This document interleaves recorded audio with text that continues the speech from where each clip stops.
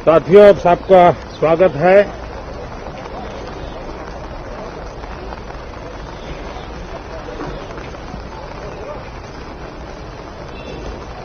और मैं आशा करता हूं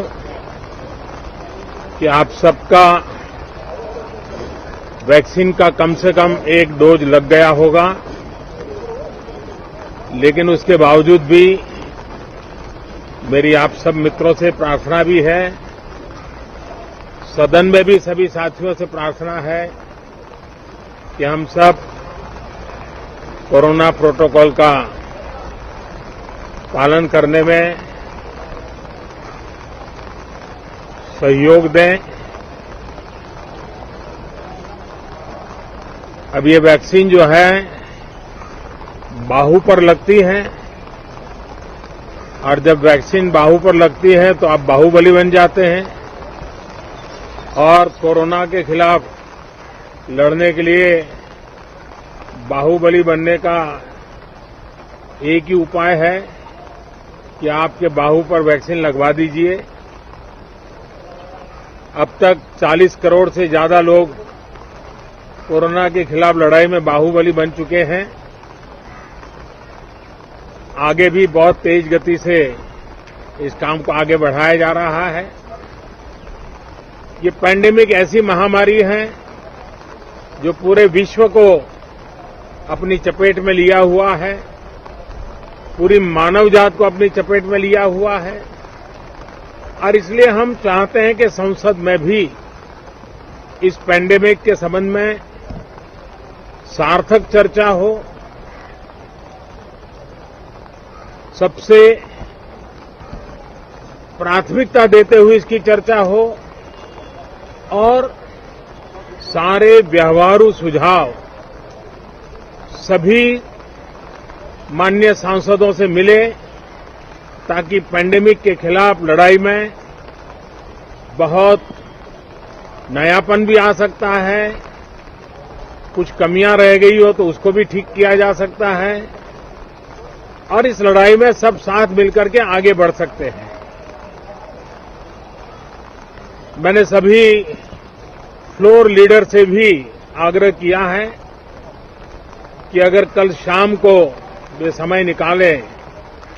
तो पैंडेमिक के संबंध में सारी विस्तृत जानकारी उनको भी मैं देना चाहता हूं।